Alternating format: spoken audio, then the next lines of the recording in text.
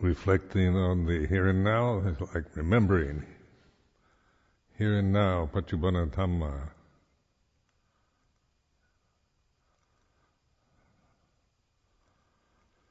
The way it is.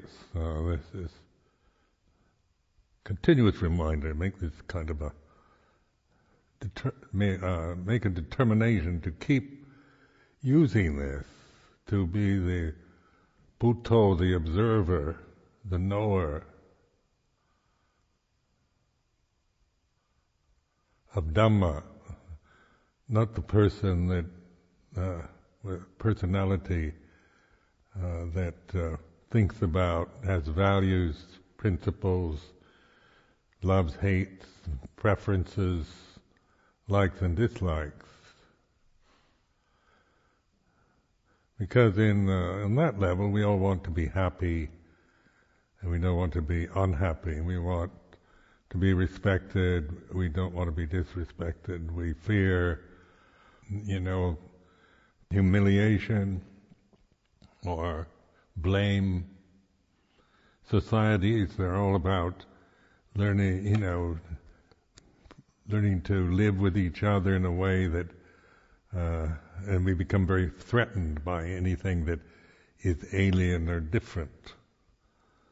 So conformity and out of fear and because usually eccentrics, nonconformists, people that don't fit into what is considered normal are, excommunicated or humiliated or rejected from society. The ego doesn't want to be rejected. We fear humiliation, being excommunicated. But Paccuppanna Dhamma, here and now, is, being aware of our social conditioning, our fears, the sense of ourself, whatever it might be. Sometimes we might feel very proud, very good about ourselves, but we can also feel the opposite. So much of our life is seeing ourselves through criticism or what's wrong or abnormal or different.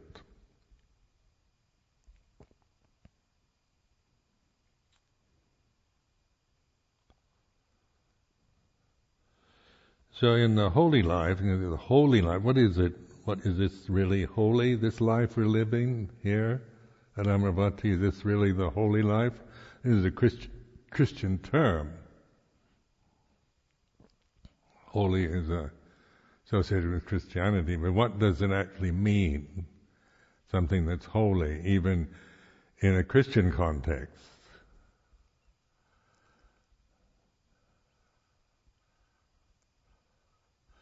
I remember the little church in Chithurst, the little hamlet Chithurst, going in there, meditating in that tiny little chapel, and on the window, stained glass window over the altar is the word "Holy, holy, holy, Lord God of hosts, heaven and earth is full of thy glory." And then this is brought up as an Anglican, so I would, this is very familiar because I used to sing this all the time in Sundays. But I did, being a contemplator, I could dismiss it as Christian hymns, or contemplate what does holy, holy, holy mean? Lord God of hosts, and things like this, these words that when you're a child you just chant or sing according to, you don't even know what they mean, but you kind of get some idea it means something very good, precious.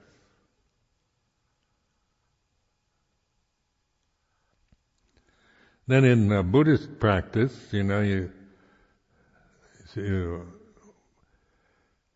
contemplate, you're reflecting, you're using, these words that can be just things that you sing on Sunday in a Christian church, that you don't really know what it means. You have some vague idea. Sacredness, holiness, purity, Lord God of hosts. And then but then you're internalizing now with the Vipassana meditation. You're looking inward, Yoniso Manasikara, getting to the root of things. So language then is not to be just perfunctory, habitual use of your language or English language. Just dismissing that as just Christian hymn singing. Or what does holy really mean at this moment, here and now? Do you have to be a Christian to be holy? Well, some people might have that view, but that's a view and opinion. But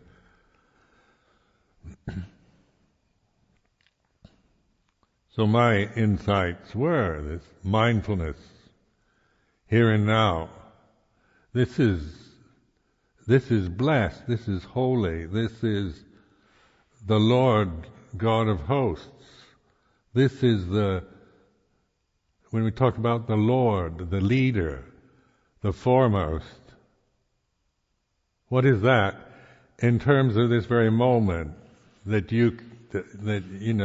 within you, not some imagined external Lord out in the sky.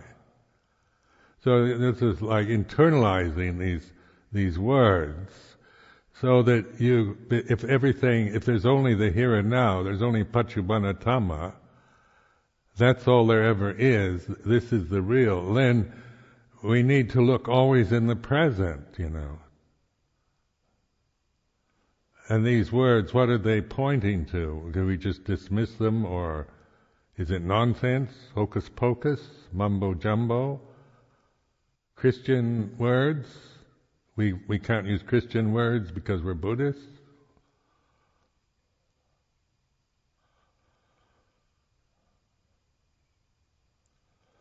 So then in my own insight into this was this is the entrance, the gate to the deathless. This is holy. This moment here and now, awake, fully conscious, alert, awake.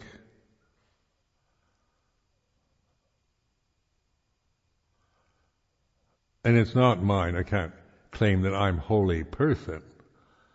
It's not, when I start thinking I'm holy, that's Sakya Ditti again. Now this is encouragement to get to the root, and to get to the language that we have. If whatever your first language is, or using in a country like this, English is the lingua franca. So because it can be just a habit, it's habitual speaking of English. You start, the language you learn when you're a child, growing up, and so it can be just another habit. Blah, blah, blah in English, chit-chat, gossip, and reactions. Like gossip, you listen, remember listening to my mother on the telephone when I was a child, and some woman would be on the other end telling her gossip, and inevitably she'd go into this, you don't say, you don't say, and this kind of suspended, she didn't. And that kind of, you're telling somebody is doing something they shouldn't, and then you get this shock. It's terrible. You don't say.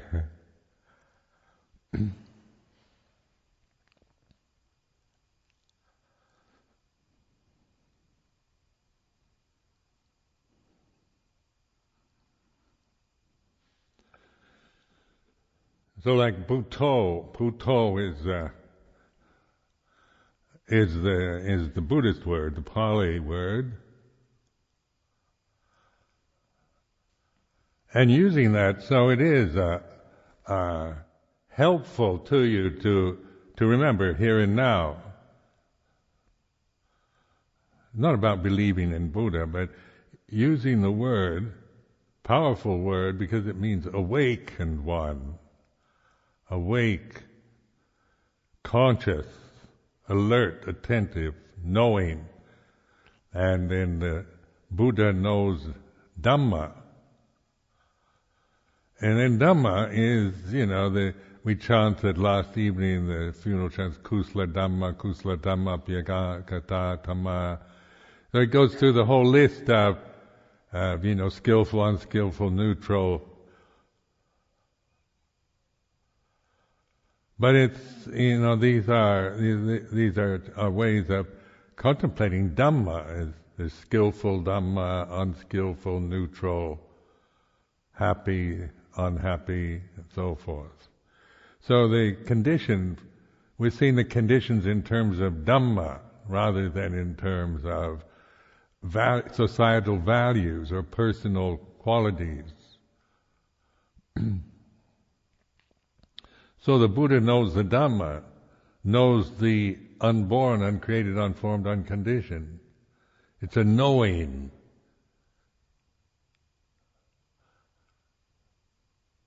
That is through sati sampajanya, mindfulness, paccuppanna dhamma, here and now.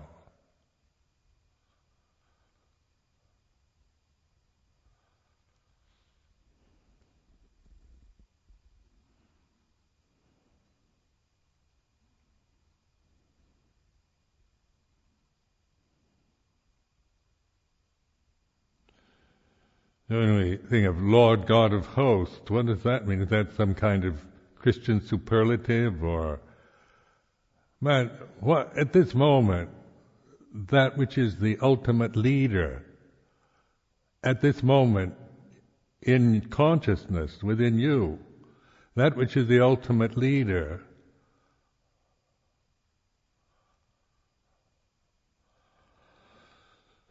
so then this is what Bhutto is, the Buddha.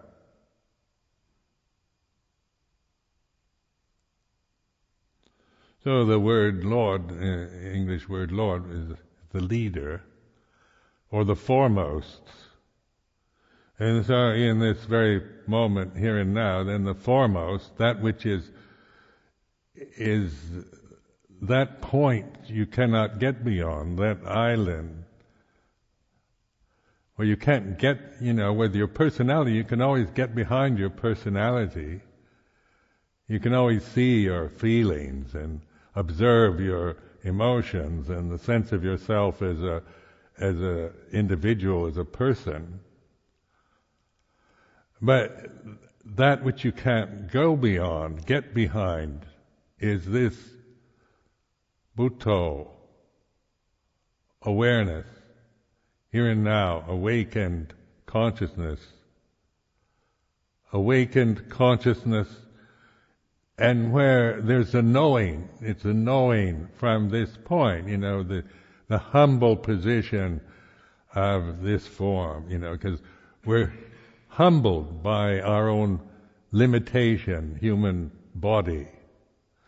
Though the human body is definitely a limitation, as you very well know.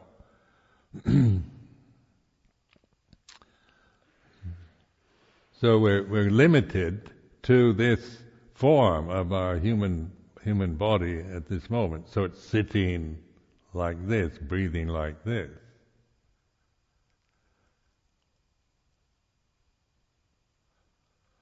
So you're observing just the simplicity, the ordinariness of this moment. Not trying to imagine something holy and, up in the sky or throughout the universe, a force that you kind of create with ideas or beliefs. but bringing attention here and now and recognizing it. This is it. This is the Dhamma. It's like this. This is real. Reality is like this. The point of intersection between the timeless and time, the gate to the deathless.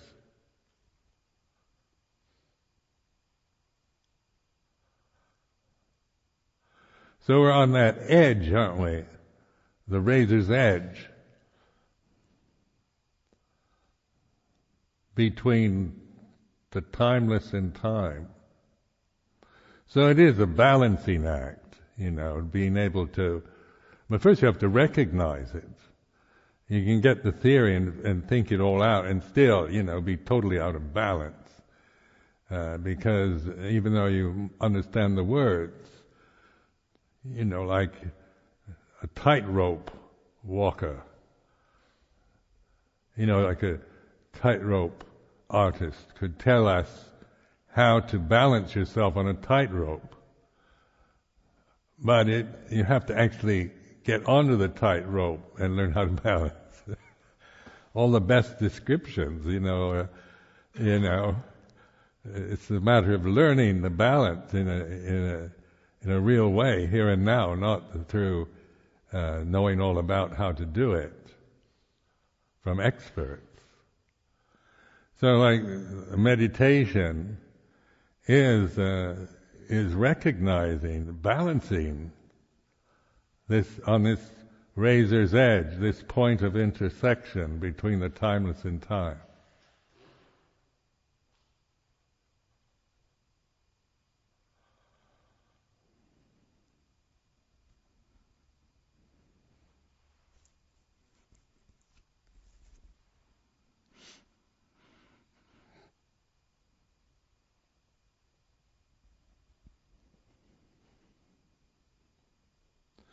So in Pali language, this Buddha Dhamma Sangha, like the Buddha knows Dhamma, the Buddha is not a person. Has no personality whatsoever. It's not a male or a female. It's not Asian or European. It's holy, isn't it?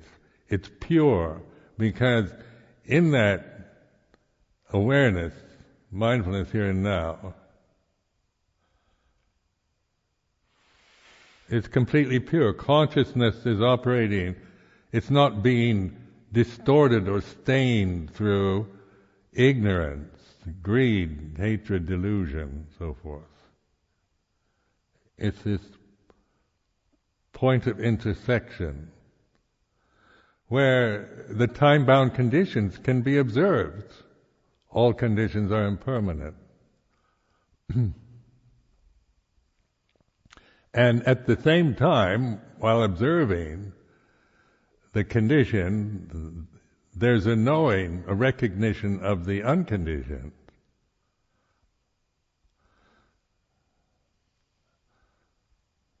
So it's not not kind of turning your back on the conditioned and rejecting it, but knowing in terms of Buddha Dhamma, knowing the Dhamma, knowing the way it is.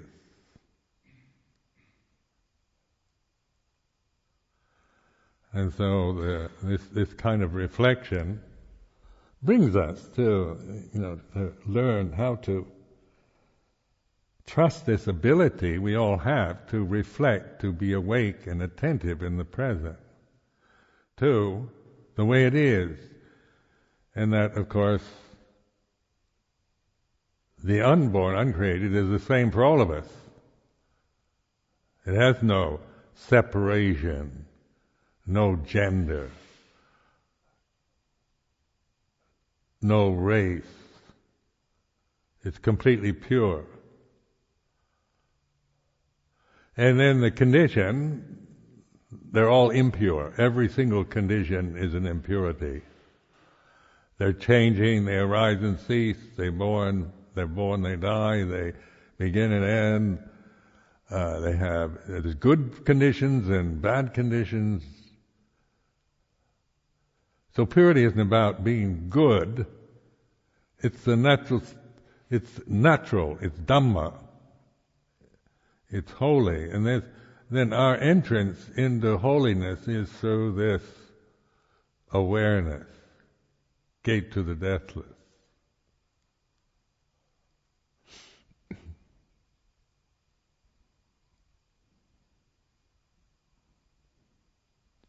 So in this way, you can never become a pure person, or, this is, your body's never going to be anything other than what it is, a collection of elements operating according to laws, the law of karma, being born, growing up, getting old and dying.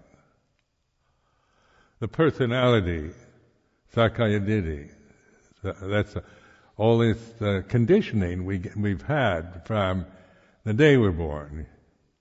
The identities, the attitudes, the principles, the values, the assumptions, the ideals, the manners, the etiquette of our particular ethnic inheritance. Some of it's good, some of it is neutral, some of it is foolish. But our relationship to it is no longer, even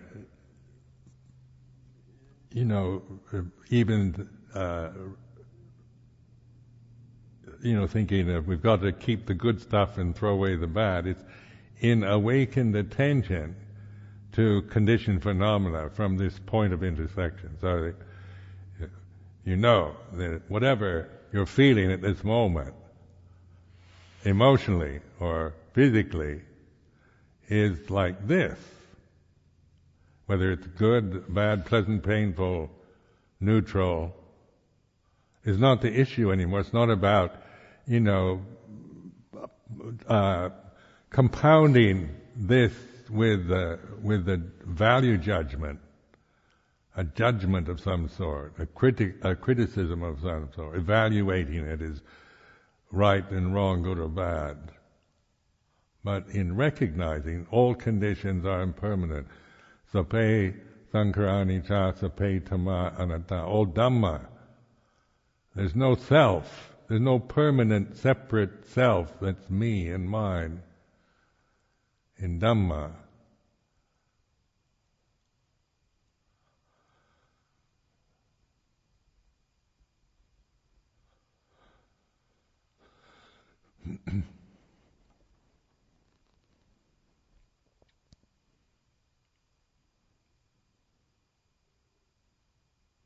So in my own practice,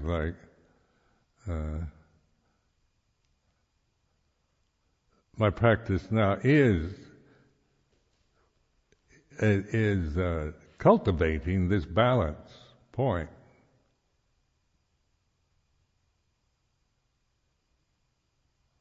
Bhavana, in other words.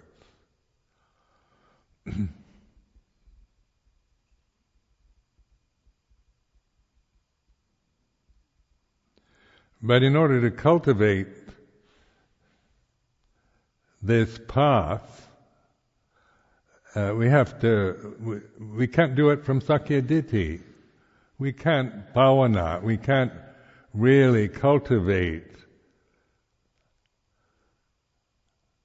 until we, see the path, know the path.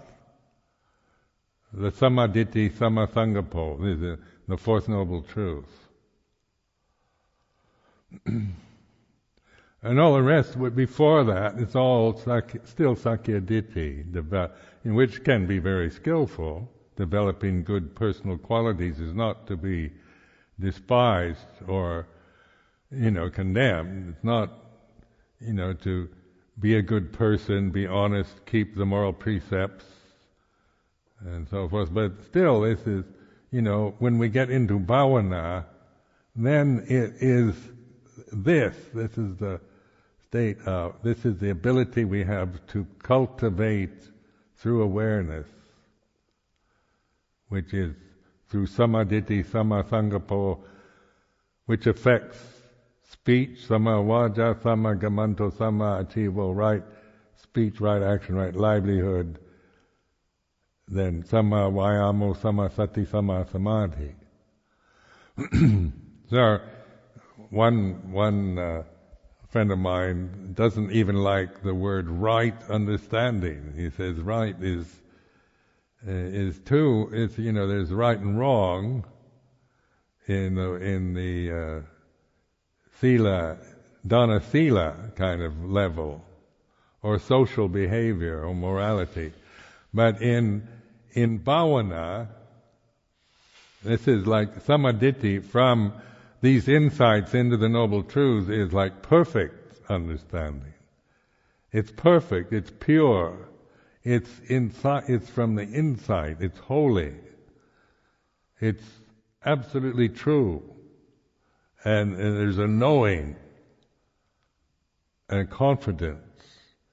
So this is jnana dasana, or the where insight knowledge. It's not just knowing about having a good intellect and figuring it out conceptually, but knowing through insight. Yanya patipanno, one who practices insightfully.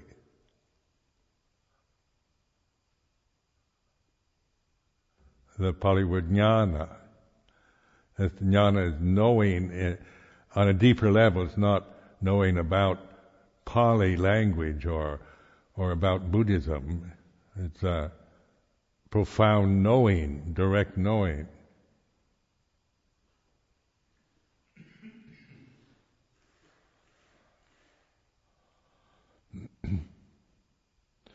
So that's why I keep torturing you with these reflections,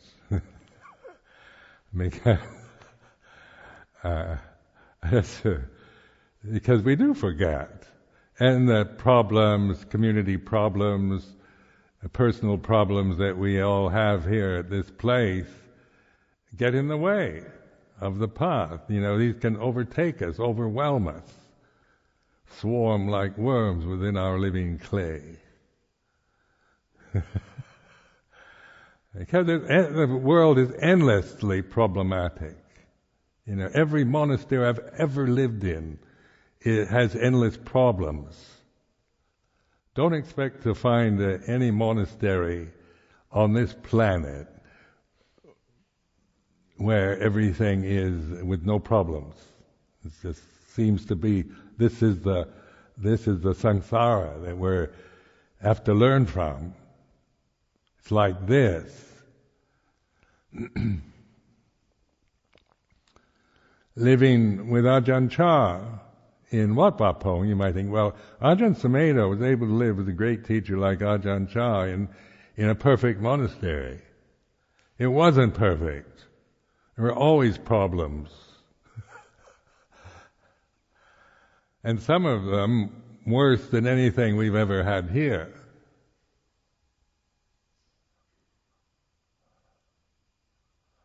Scandals and so things that were shocking. And how could that happen? But yet one can idolize Wat Pah Pong from this point. When you're in the throes of despair around the problems we have here, and thinking that if you go somewhere else there won't be any. But just to warn you that the samsara is problematic. It's all about change and things just don't change for the better. Conditions never get better and better, better and better, better and better, better and better, and better ad infinitum.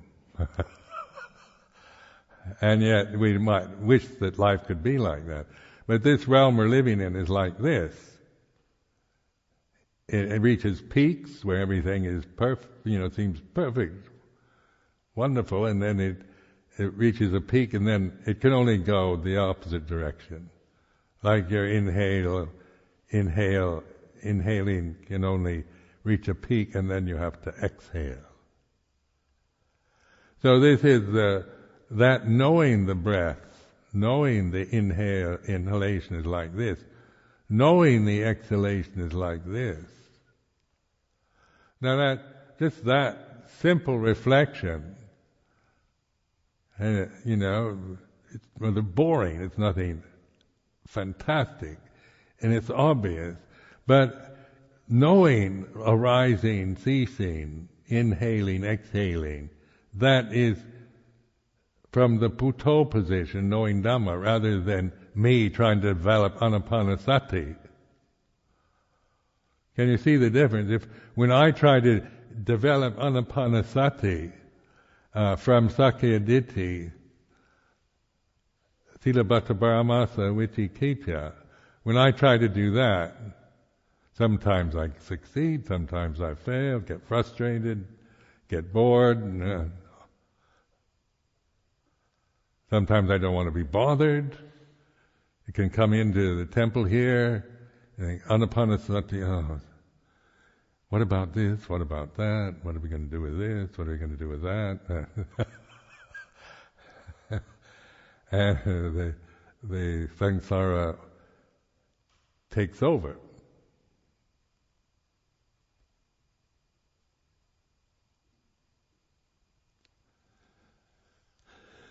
Then maybe out of Sakkayaditthi I want to just stop that. I don't want to be worried about the future or have problems, communal problems, or have to make decisions or deal with conflict and so forth. I want peace.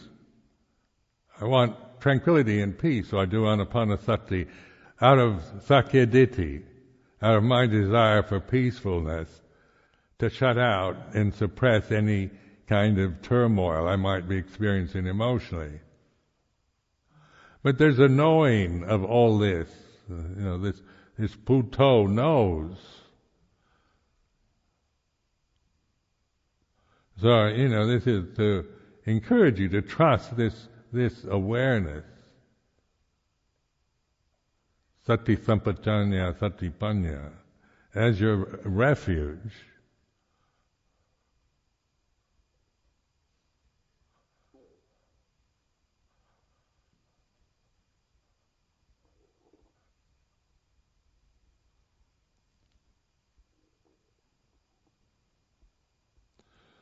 Now the convention that we have, Dhamma Vinaya, Vinaya is the conventional,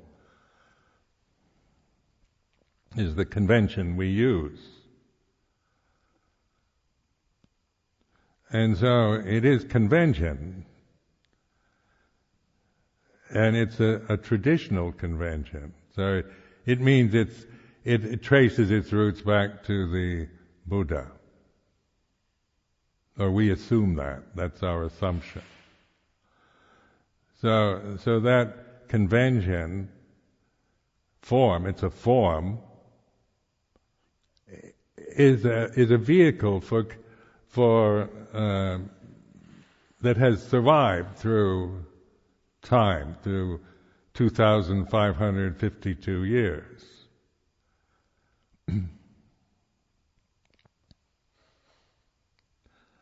Now there are various views and opinions about Vinaya, so you've got Vinaya experts, scholars, people that have strong views about it, for and against it.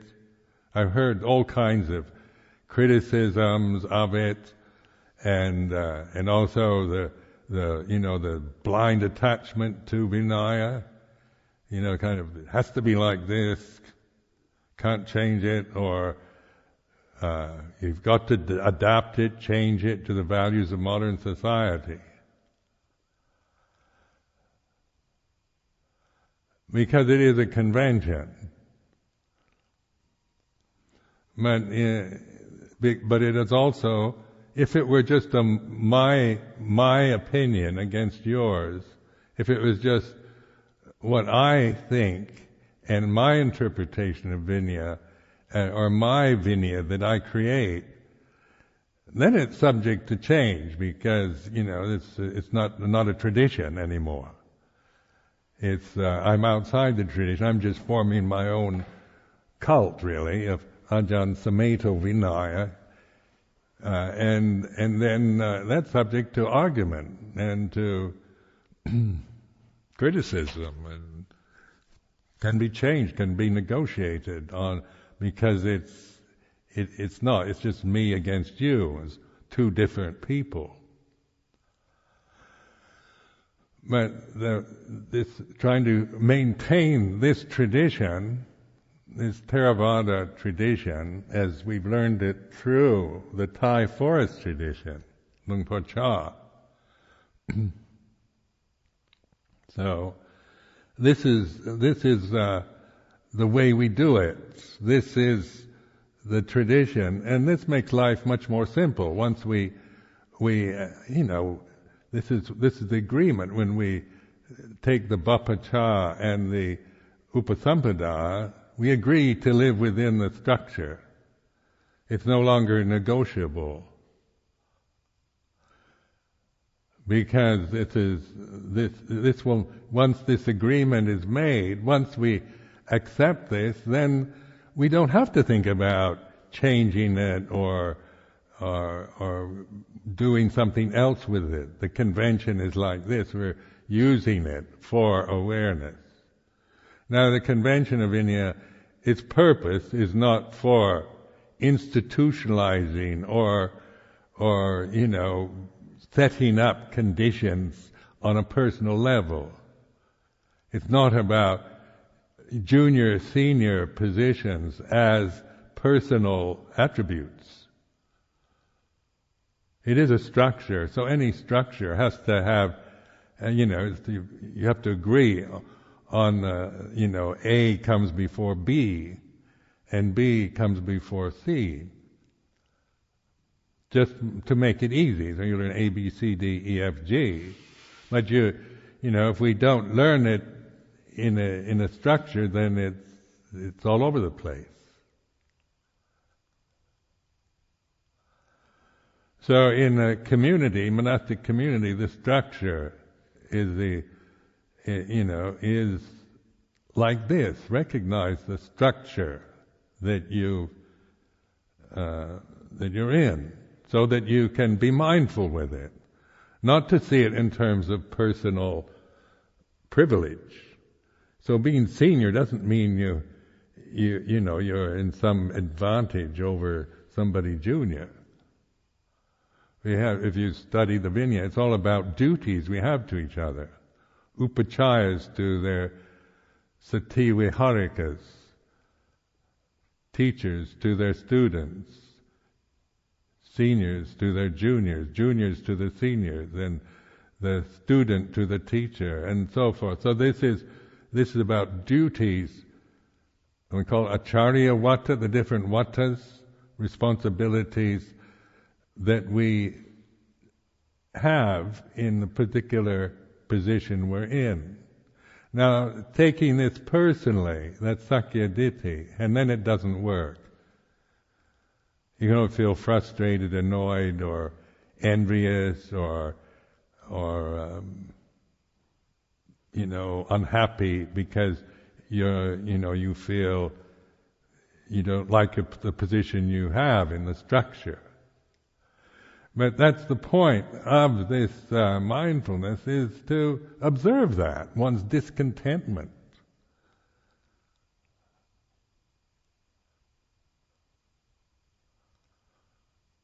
One's resentment. One's rebelliousness against the structure. This is all Dhamma. You can't just take ordination and then be completely au fait about the Vinaya. It takes a while to actually learn it, to study it, to get to know it in detail, and to reflect from it. And this is where this reflection on Sakkayaditthi, Silabbata Paramasa Vicikicca. If we just take Vinaya as personal positioning, that's Sakkayaditthi.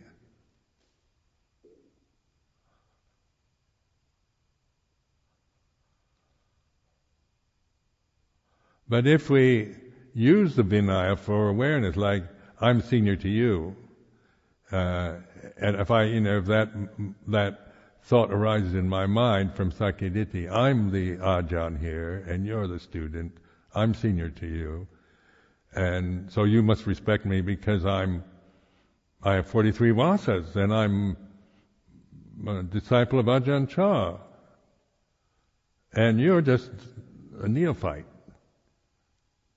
Just a junior monk. You're only a nun. And I'm somebody, and you're just a novice. Now that is Sakkayaditthi, isn't it? That's, these positions do trigger off these kind of supercilious attitudes. It's not that I've never had such thoughts in my mind, on a personal level. But there's the knowing. The practice of bhavana is seeing those thoughts, those reactions, the Sakkayaditthi I can create about the position I'm in. Recognizing it's like this. Feeling that I'm superior to you is like this. So I can actually see the Dhamma of this feeling, this emotional need to have power or be in a position of authority is like this. And then I question, is this a peaceful state of mind? Does this lead to peace and coolness? By grasping my senior position, does this lead to wisdom? Is it the path? No. Feeling that I'm better than you is not a peaceful feeling when you really look at it. It is what it is. Any form of Sakkayaditthi is not peaceful. It's self-importance, me and mine. When you really observe it from the Buddha position, it's not, it's always fraught and triggers off all the tendencies of personal resentments and emotional habits that one has.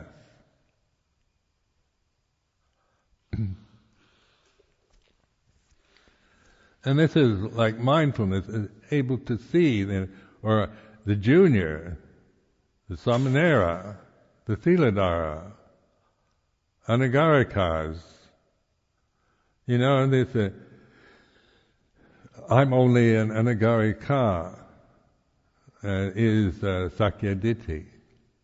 If you really operate from that grasping without reflecting on it. It's a fair enough identity. And then somebody says, who's that? Well, she's only a new anagarika. She's only, she doesn't know anything really. This is just a new anagarika. And so you hear me saying that, then what do you feel? You think, oh, I'm just dismissed, I'm not respected, I'm not appreciated because Ajahn Sumedho, I overheard him saying, she's only an anagarika, so that is like me, I'm not anybody of importance. Now, these, when we cling to these identities, then we are going to be hurt. Unless we have to be incredibly politically correct all the time. Never. We forget the only part. And because that it makes me feel disrespected if I'm only an anagarika. They say, she's an an anagarika dedicated to the path, then we feel that's what I like to hear. But whatever, whether you're being insulted or praised, it's still Dhamma. This is where you've got to have the strength of and determination to use what's ever happening, for whatever way you are, to see Dhamma, to be on that point of intersection, to observe, how hurt one can feel over such a statement of only.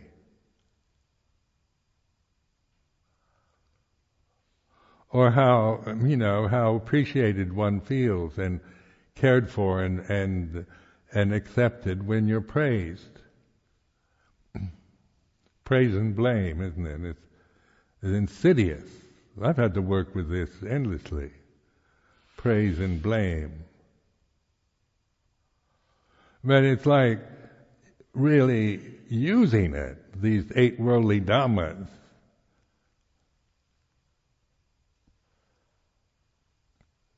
Good fortune, misfortune, happiness, suffering, praise and blame, success and failure.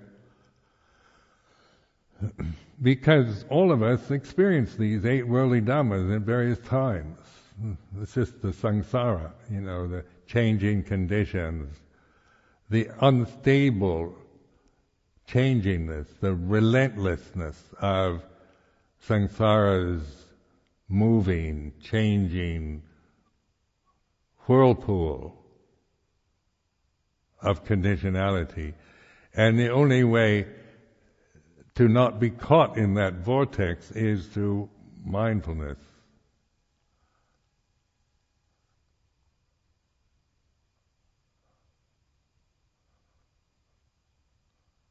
Then you're poised on the edge, the razor's edge, which sounds rather...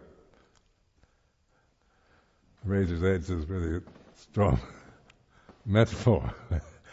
But you're poised at this point of intersection.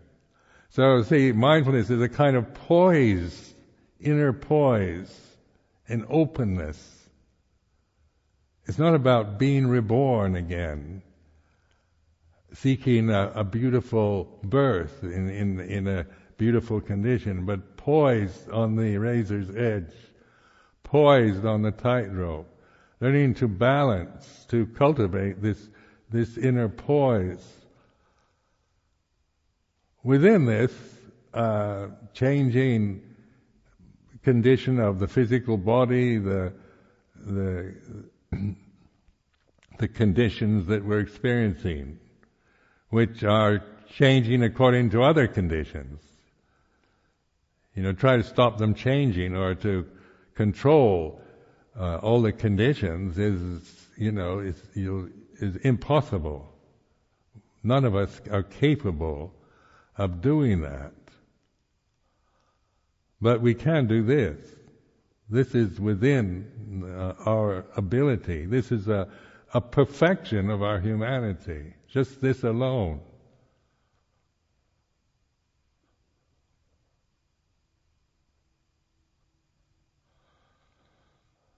Now, we're in a society that's very, where ideals are very strong about rights and so forth. And self-view, standing up for yourself. And, these are very much the atmosphere we live in this society.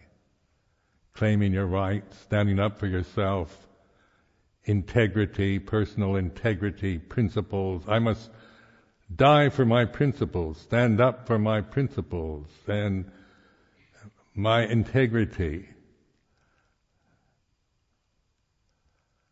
And so notice that these words can be forms of Sakkaya Ditthi.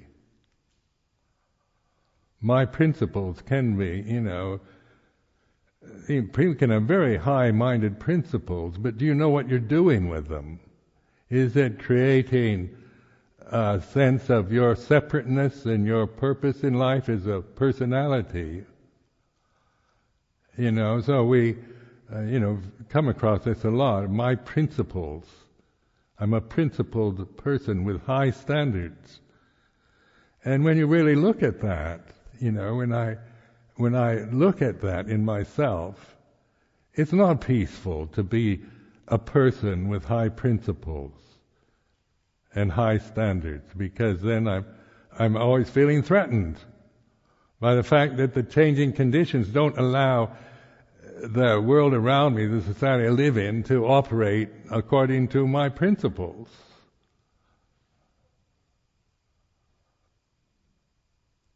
So people that have high principles, are admirable, but it's still a form of suffering because it's a separative identity. It's still coming from avijja, sakya ditti level.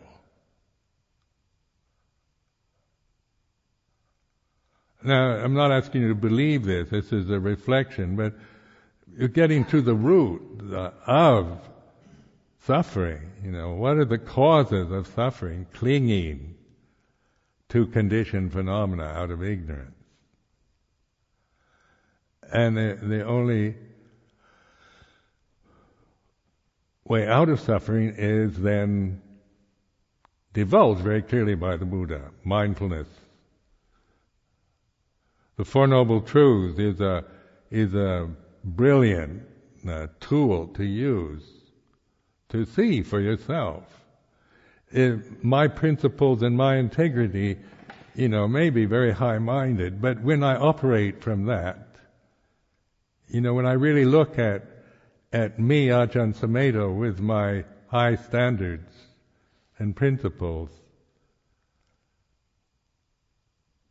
that is not peaceful. It puts me in a position all the time of being threatened by the society that doesn't have my high principles, doesn't share my moral standards, doesn't, is beneath me, is corrupt, selfish. Or then I myself, if I have very high standards that I can't live up to in a personal way, being the perfect Buddhist monk, being always the compassionate bhikkhu at all times, being,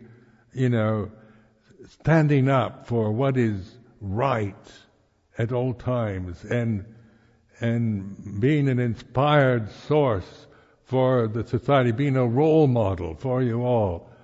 And these are the ideals that can be, very, that I can never really live up to on a personal level. Because my personality is not perfect. It's not, it can go up and it can go down, it can be happy, it can be miserable. Personality changes according to conditions.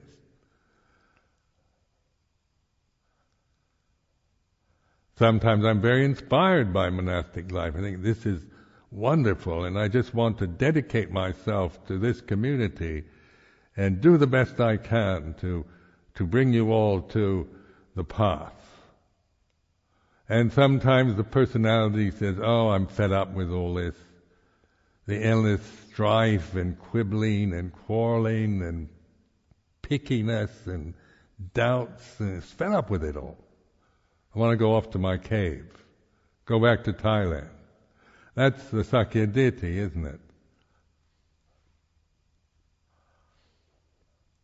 So it can go from, I want to dedicate my life, to, I want out of here. In a matter of seconds, actually. Emotions change very quickly. So, but the knower of this, the knowing, this is it. This is what I trust.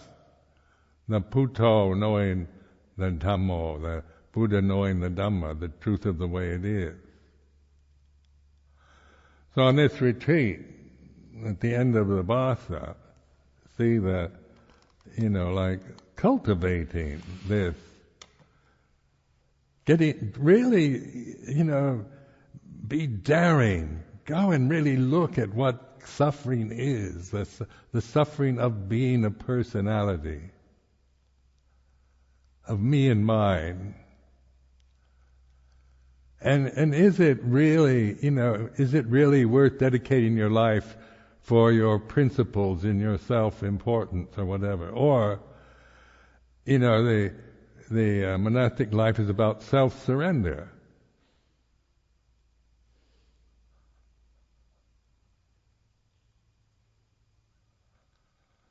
So self-surrender isn't about I as a person must surrender.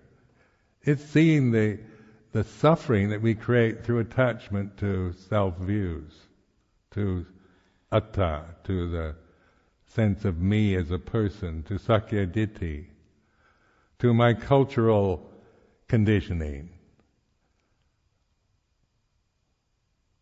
to the thinking process itself, to the ideals that are part of my cultural attitudes or religious attitudes, my principles. And all this is not to dismiss or deny these, but to get to understand what we're doing, what the cause of suffering is through ignorance. We are always attaching, blindly clinging to desire, kama danha, bhava danha, vipava danha. We can't help it when we're operating from sakkaya ditthi. We just, we can't help ourselves on that level.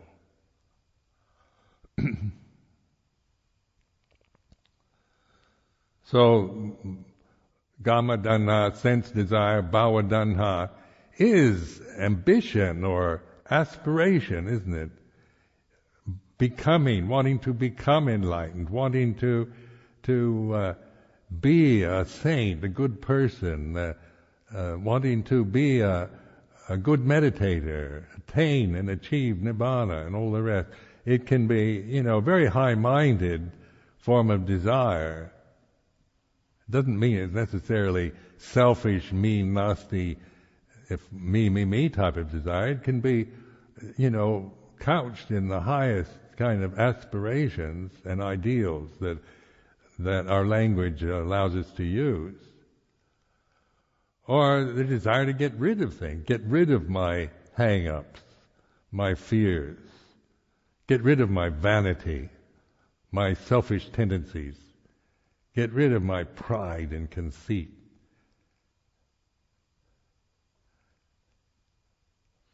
Extirpate the kilesas.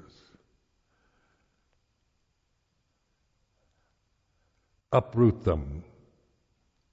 Tear them out. And that can be sakkaya ditthi.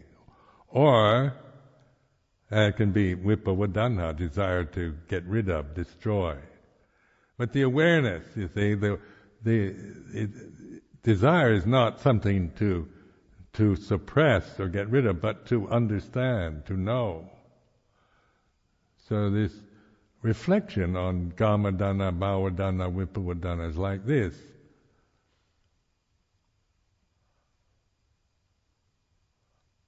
The sakkaya ditthi, the self-importance, my feelings, my principles, my integrity, my life, my aspirations, is not to be judged, but to be recognized. An attachment to those perceptions of me and mine. Does it lead to peace? Does it lead to contentment?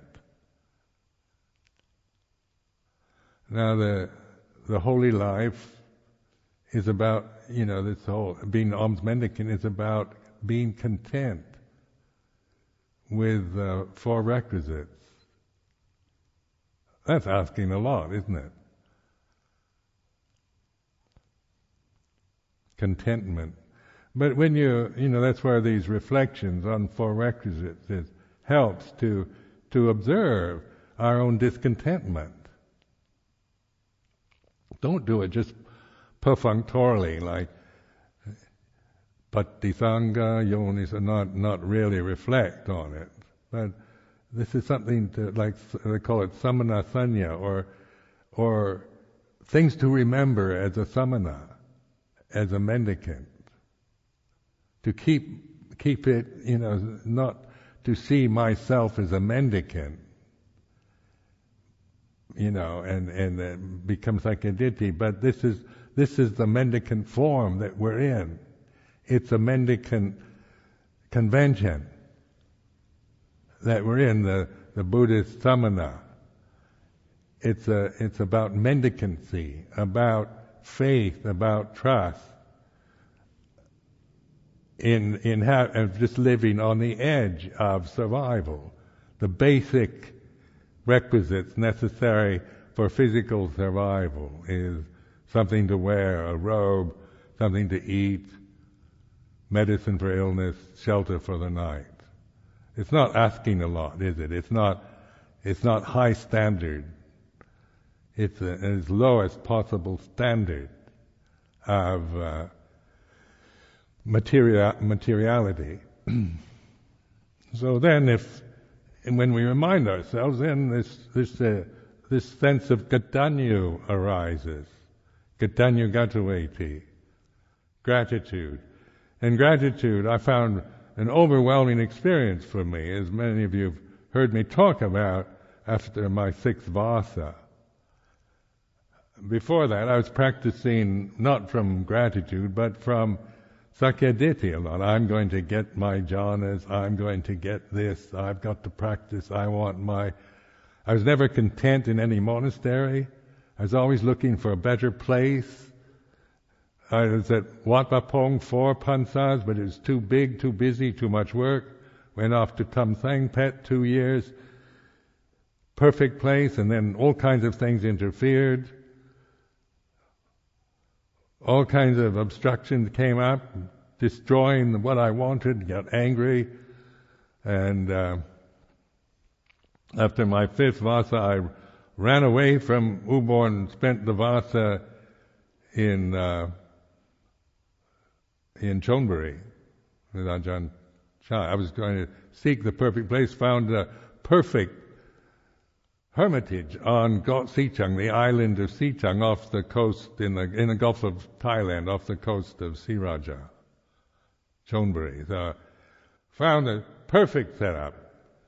And then my foot became infected, had cellulitis, was terribly sick, was in the hospital for 3 weeks in a monk's ward with my foot up in the air, being injected with antibiotics,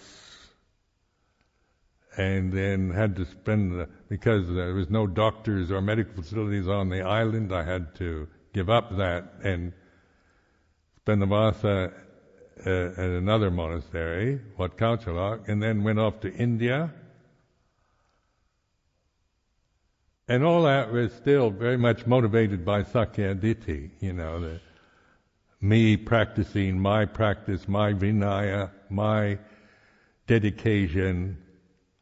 And then it was in India, actually, that I started reflecting on all the generosity of the Thai lay people that had supported me for those 6-7 years. And Luang Por Chah, having, given me the teachings, accepted me as disciple, allowed me to live there in the monastery, put up with my bullshit behavior. And, when I started really reflecting on how, all the generosity as an alms mendicant, as a foreigner, in a Prapfarang in Thailand, the kind of respect I received and opportunities made available to me, and a wonderful teacher like Ajahn Chah, my heart just kind of bloomed with joy. It was like a real sense of, tear. It was like tears of joy, of gratitude. Now that was a real heart-opening moment for me. Before that, it was very much from my brain, my self-importance, my practice, me getting what I want, putting up with the tradition, just to stay in Thailand, kind of going along with it because you had to, and doing it, and then even identifying, thinking I'm such a good monk because I keep strict Vinaya. I became quite proud that I'm a very, my Vinaya is very strict, and I'm somehow better than monks who carry money, who don't keep good Vinaya. I'm a better monk. So there is a kind of sense of that monks who, from Wat Pah Pong, are better than monks who aren't. And this does not bring joy to the heart to be the best. And this is where this awareness of just observing the result of feeling like that.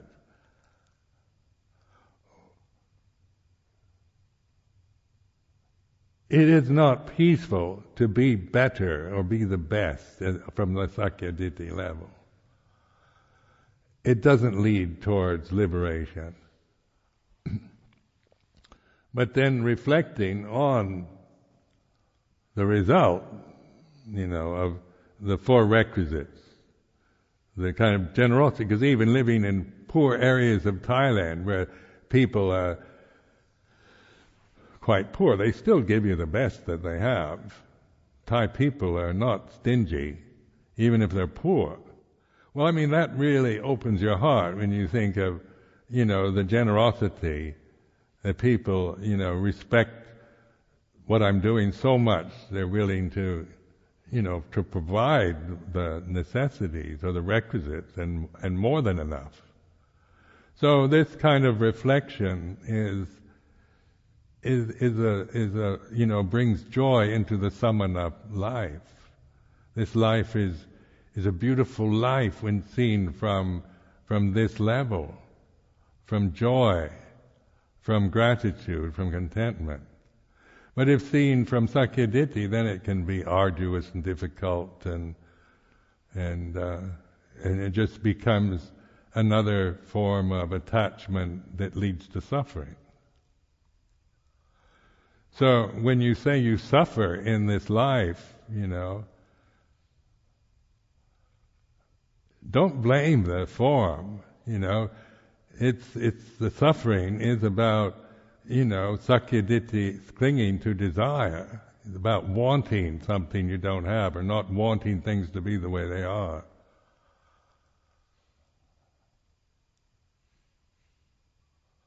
And so this First Noble Truth is the key to the door. That's why it's a noble truth. If I'm suffering here, what am I clinging to? And then this is where I observe, I want something I don't have, or I want this to be some other way. I want Amaravati to be different than it is. I want the Sangha to be something it's not, or I want to go to a place where I don't have so many people around, or I want to get something, or I want to get rid of something. So that this is the emphasis also on this kind of practice is to really, really, this is the priority, this awareness. The mendicant life is not take it for granted, make it work for you. So you move toward contentment and gratitude rather than discontentment, complaining, envying, and all the things that can operate in a monastery. Personal reactions to each other are inevitable, but see it in terms of Dhamma, and see the result of attaching to your opinions, your views, your ambitions, your desires, your principles. Avijja, then desire and attachment to desire. It's very clear, isn't it? Avijja is this identity with the conditioned realm, me and mine. Once we extirpate avijja, then there's vijja, then there's cultivation, there's bhavana, sammaditthi, sammasangapo, onward. And this is the path, the Eightfold Path, or the path of non-suffering. So may this stimulate your interests in developing the path.